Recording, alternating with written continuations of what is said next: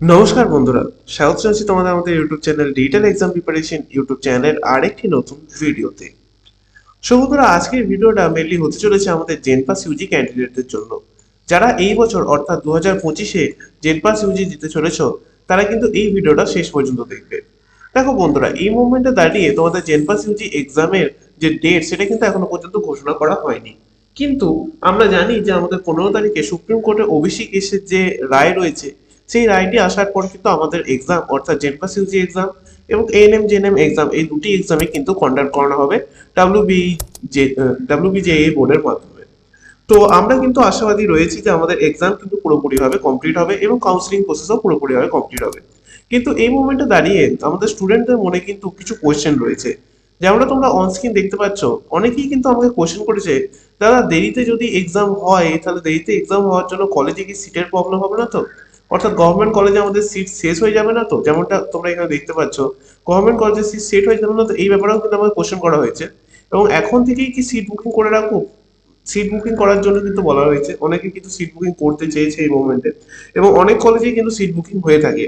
তো এই ব্যাপারগুলি কি কি রয়েছে, আদতেও কি আমাদের গভর্নমেন্ট কলেজে সিট রয়েছে, মানে গভর্নমেন্ট কলেজের সিট শেষ হয়ে যাবে না তো সিট বুকিং এর মাধ্যমে? অথবা ডিরেক্ট অ্যাডমিশনের যে ব্যাপারটা বলা হচ্ছে, যে ডিরেক্ট অ্যাডমিশনটাই বা কি, এই ডিরেক্ট অ্যাডমিশনের ব্যাপারেও কিন্তু আজকে আমি তোমাদের এই ভিডিওতে পুরোপুরি ডিটেলসে বলতে চলছি।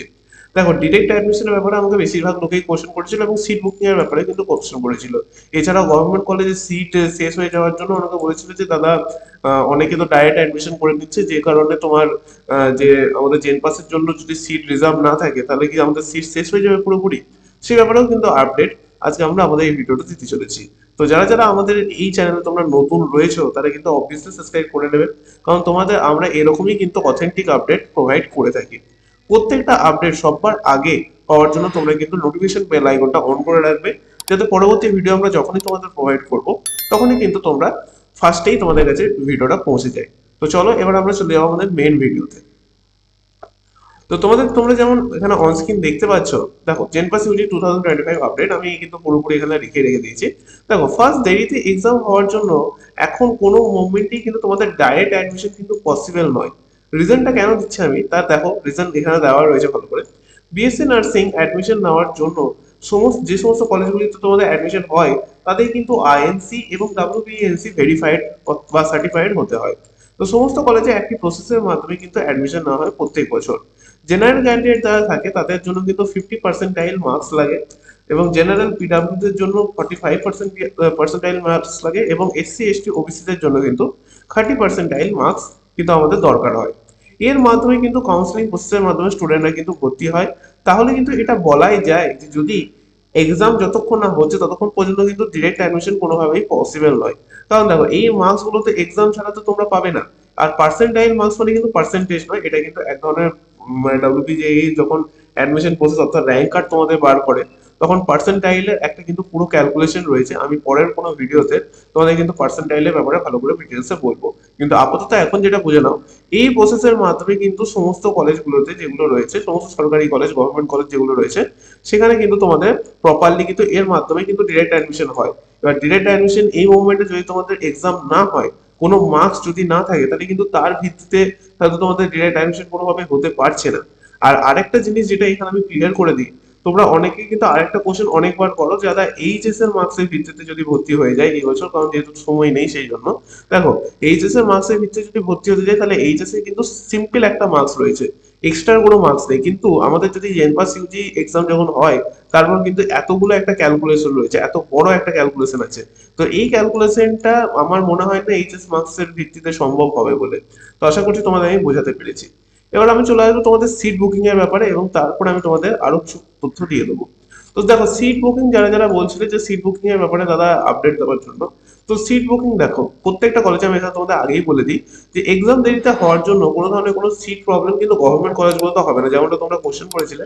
গভর্নমেন্ট কলেজে কিন্তু সিট বুকিং কোনো প্রবলেম হবে না। তার রিজন হচ্ছে, প্রত্যেকটা বিএসসি নার্সিং করানোর জন্য সরকারি কলেজের নিজস্ব একটা সিট সংখ্যা আগে থেকেই রিজার্ভ করা থাকে গভর্নমেন্টের মাধ্যমে, বা তোমরা বলতে পারো ডাব্লিউবিজেই থেকে, ডাব্লিউবি আইএনসি এবং নর্মাল আইএনসি থেকে, তোমাদের ইন্ডিয়ান নার্সিং কাউন্সিল থেকে প্রপার কিন্তু একটা সিট আগে থেকে রিজার্ভ করা থাকে তোমাদের বিএসসি নার্সিং কিন্তু করানোর জন্য। এবার বিএসসি নার্সিং করানোর জন্য তোমাদের যে সিটটা রিজার্ভ করা থাকে সেটা মোটামুটি তোমরা ধরে রাখতে পারো মোটামুটি 50 to 70% সিট কিন্তু আগে থেকেই তোমাদের রিজার্ভ করা থাকে। এবার কথা হচ্ছে দাদা, যদি এক্সাম না হয় তাহলে এই সিটগুলোর কি হবে? এক্সাম পরীক্ষা যদি না হয় তাহলে সেই সিটগুলি কিন্তু সেই বছরকার জন্য বা সেই একাডেমিক ইয়ারের জন্য কিন্তু খালি থাকবে পুরোপুরি, কোনো ধরনের ফিল হবে না। আচ্ছা, আশা করছি তোমাদের আমি বোঝাতে পেরেছি। পরীক্ষা যদি না হয় তাহলে কিন্তু ওই সিটগুলিতে ডাইরেক্ট অ্যাডমিশন কিন্তু কোনোভাবে পসিবল নয়, কারণ কলেজ এটা করতে পারে না, কারণ ওই সিটগুলো ডাব্লিউবিএনসি এবং তোমাদের আইএনসির আন্ডারে থাকে। ওগুলো কোনোভাবেই তারা নিজে থেকে তোমাদের ডাইরেক্ট অ্যাডমিশন করে পয়সার মাধ্যমে করাতে পারে না। ঠিক আছে, আশা করছি বুঝতে পেরেছো। এবং গভর্নমেন্ট কলেজের সিট কোনোদিনই আগে থেকে পূর্ণ হবে না, পরীক্ষার আগে কোনোদিনই পূর্ণ হবে না। তার রিজন হচ্ছে একটা লিমিটেড অ্যামাউন্ট অফ সিট থাকে যেটাকে তোমাদের সিট বুকিং এর মাধ্যমে কিন্তু রিলিজ করানো হয়। সেই লিমিটেড অ্যামাউন্ট সিটটা মোটামুটি তোমরা ধরতে পারো 30 to 20, তোমাদের ওই 30%-এর কাছাকাছি তোমাদের থাকে, 30% বেশি হয় না। 70 to 75% তো আমাদের গভর্নমেন্ট সিটই থাকে, বাকিটা যেটা থাকে সেটা তোমরা সিট বুকিং এর মারফত নিতে পারো। এবার সিট বুকিং করা তোমাদের কি কি সুবিধা এবং অসুবিধা রয়েছে? সিট বুকিং কিন্তু অনেক ধরনের অসুবিধা হয়েছে, অনেক সুবিধা হয়েছে। এবার সুবিধাগুলোও বলছি, অসুবিধাগুলোও বলছি। দেখো, হতে পারে তোমাদের ঘরের কাছে কিন্তু একটি কলেজ রয়েছে, যে কলেজটা খুবই ভালো কলেজ। এবার সেই কলেজে তোমাদের এই মোমেন্টে কিন্তু সিট বুকিং চলছে। এবার সিট বুকিং এর জন্য তোমাকে একটা পেমেন্ট করতে হয়, সেই পেমেন্টটা করে কিন্তু তোমাদের সিট বুকিং কমপ্লিট করতে হবে।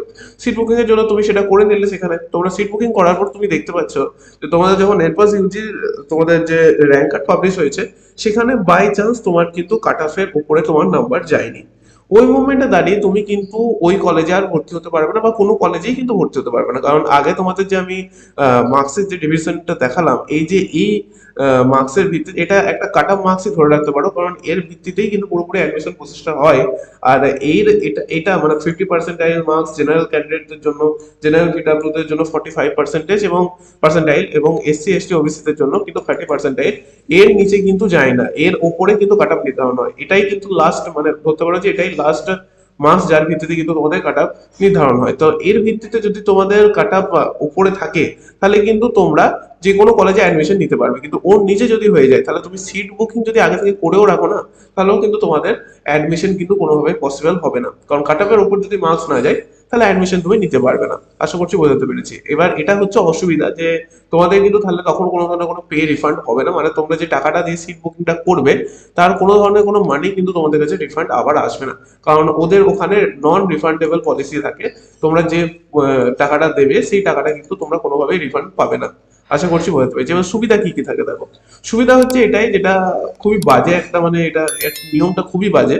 তার রিজনটা হচ্ছে যে তোমরা হয়তো কোনো একটা কলেজ যেটা তোমাদের ঘরের কাছে রয়েছে, তুমি সেখানে নিলে, মানে অত সিট বুকিং করলে, তোমার ঘরের কাছেই কলেজ, আর কলেজটা খুবই নামি দামি কলেজ হতে পারে বা ভালো কলেজ।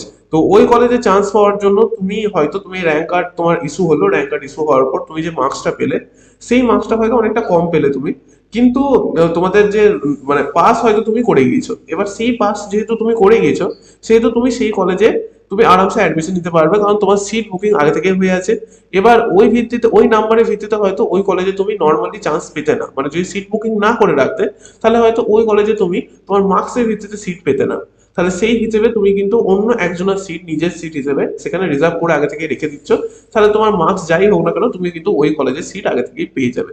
তো এটা একটা ভালো জিনিসও খারাপ জিনিসও, কারণ অনেক স্টুডেন্টরা এর জন্য সিট পায় না। নিজের ভালো ভালো, নিজের যে সমস্ত রিক্রুটমেন্ট কলেজ থাকে, মানে যেগুলো তোমাদের ভালো ভালো কলেজ রয়েছে, সেখানে কিন্তু আগে থেকেই যদি সিট বুকিং হয়ে থাকে কিছু সিট, তাহলে কিন্তু তখন তাদের সিট কিছু জনের জন্য এটা একটু প্রবলেম হয়, আবার কিছু জনের জন্য খুবই ভালো হয়, কারণ তারা তাদের সিট কিন্তু প্রপারলি পেয়ে যায়। তো এটা একটা খুবই ভালো জিনিস যে সিট বুকিং যদি তোমরা চাও করে রাখতে পারো। কিন্তু আমি তোমাদের পার্সোনালি বলবো, যদি তোমাদের মধ্যে সেই, মানে তোমাদের মধ্যে সেই বিশ্বাসটা যদি থাকে যে পরীক্ষা দেওয়ার পর আমরা ভালো কলেজে ভালো সিট পাবো, তাহলে কিন্তু তোমরা সিট বুকিং আগে থেকে না করে রাখার মানে না করে রাখাটাই ভালো। কারণ যে পয়সাটা থাকে সেটা যদি বাই এনি চান্স তুমি যদি কাট অফের মধ্যে তোমার মার্কস না যায়, তাহলে কিন্তু তখন প্রবলেম হয়ে যাবে, তোমাদের কিন্তু পেটা রিফান্ড হবে না। তো আশা করছি আমি তোমাদের বোঝাতে পেরেছি। ডাইরেক্ট অ্যাডমিশনের ব্যাপারে আমি তোমাদের একটা জিনিসই বলবো, ডাইরেক্ট অ্যাডমিশন পসিবল নয়। যে সমস্ত কলেজ তোমাদের বলছে যে ডাইরেক্ট অ্যাডমিশন তোমরা করে নাও বা ডাইরেক্ট অ্যাডমিশন এখন থেকে করে রাখো, কোনো মানে কোনো ধরনের কোনো ভিত্তিমূলক জিনিস নয় ওটা। ডাইরেক্ট অ্যাডমিশন করলে পরবর্তীকালে তোমাদের কি সমস্যা হবে, যে যদি সেটা ডাব্লিউবিএনসি যদি তোমাদের ভেরিফাইড না হয়, আর যদি তোমাদের আইএনসি ভেরিফাইড না হয়, তাহলে কিন্তু তোমাদের ডিগ্রিটা পুরোপুরিভাবে ক্যান্সেল হয়ে যাবে। তো আমি সেই ক্ষেত্রে বলবো যে তোমরা একটু ভালো করে আপডেট নিয়ে সেই সমস্ত কলেজগুলোতে দেখো যেখানে ডাইরেক্ট অ্যাডমিশন এর কথা বলা হচ্ছে। আর বেশিরভাগ কলেজের রাইট অ্যাক্সেসের কথা এখন বলা হবে না, কারণ যারা ডাব্লিউবিএনসি এবং আইএনসি আন্ডারে রয়েছে তারা তো কোনোদিনই বলবে না তোমাদের ডাইরেক্ট অ্যাডমিশনের কথা। তো সেক্ষেত্রে তোমরা একটু আপডেট দেখে নিও। ওকে, তো আশা করছি তোমাদের আমি বোঝাতে পেরেছি। তোমাদের যে সমস্ত কোশ্চেন গুলো ছিল সেগুলো কিন্তু আমি পুরোপুরি কিন্তু তোমাদের ক্লিয়ার করে দিলাম। সিট বুকিং তোমরা চাইলে করে রাখতে পারো, কিন্তু পেমেন্টটা একটু ভালো করে দেখে নেবে। যদি পেমেন্টটা অনেকটা বেশি নেয়, মানে গোটা কোর্স ফিটা যদি আগে থেকে নিয়ে নেয়, তাহলে আমি বলবো যে সিট বুকিং করো না। আর যদি একটা অ্যামাউন্ট অফ মানি, যেমন ধরো 10,000 বা তোমার অন্য কোনো অ্যামাউন্ট, যদি 20,000 এরকম যদি কোনো মানি নেয়, আর যদি তোমার যদি মনে হয় যে হ্যাঁ তুমি পাস করে যাবে, তাহলে কিন্তু তুমি অবভিয়াসলি করে রাখতে পারো।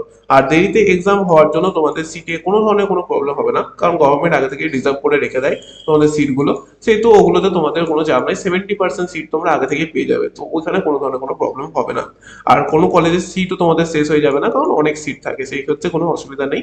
আর ডাব্লিউবিএনসি আইএনসির আন্ডারে অনেক কলেজ রয়েছে, সেখানে কোনো ধরনের কোনো প্রবলেম কিন্তু তোমাদের হবে না। আর তোমরা যদি আমাদের আগের ভিডিওগুলো চেক আউট না করে থাকো, যেখানে আমি তোমাদের জেনপাস ইউজির যে এক্সাম ডেট সেই ব্যাপারে কিন্তু আমি অ্যানালিসিস করেছি, তোমরা সেগুলো গিয়ে চেক আউট করে আসতে পারো। ডেসক্রিপশনে তোমরা লিঙ্ক পেয়ে যাবে, ওখান থেকে গিয়ে চেক আউট করে আসতে পারো। আজকের মতো এইটুকুই রাখবো বন্ধুরা। তোমরা যারা যারা নতুন রয়েছো তারা কিন্তু অবভিয়াসলি সাবস্ক্রাইব করে নেবে, কারণ আমাদের চ্যানেলে কিন্তু লাস্ট কিছু ভিডিওতে আমি তোমাদের সাপোর্ট খুব একটা পাইনি। তার আগের ভিডিওগুলোতে তোমরা অনেক সাপোর্ট করেছিলে। এই মোমেন্টে দাঁড়িয়ে তোমরা অনেকেই কিন্তু লেটেস্ট ভিডিওগুলো হয়তো তোমাদের কাছে যায়নি, বা তোমাদের কাছে হয়তো রেকমেন্ড করা হয়নি, যে কারণে কিন্তু তোমরা পাওনি। সেক্ষেত্রে আমি তোমাদের বলবো, যারা যারা এই ভিডিওটা এতদূর পর্যন্ত দেখছো, তোমরা কিন্তু তোমাদের বন্ধুদের কাছে এই ভিডিওটা শেয়ার করে দেবে, কারণ এই আপডেটগুলো কিন্তু খুবই ইম্পর্টেন্ট আপডেট। যেমন তো তোমরা দেখলে, এগুলো কিন্তু প্রত্যেকটা অফিসিয়াল এবং অথেন্টিক আপডেট। এগুলো কিন্তু এখন দেওয়া হয় না, তোমাদের কাউন্সিলিং এর সময় দেওয়া হয়।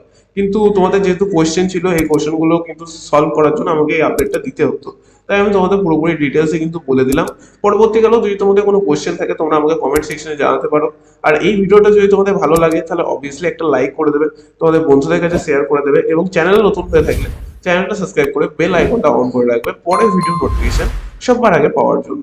তো আজকের মতো এইটুকুই রাখছি বন্ধুরা, আবার দেখা হচ্ছে তোমাদের সাথে পরে কোনো একটি নতুন ভিডিওতে।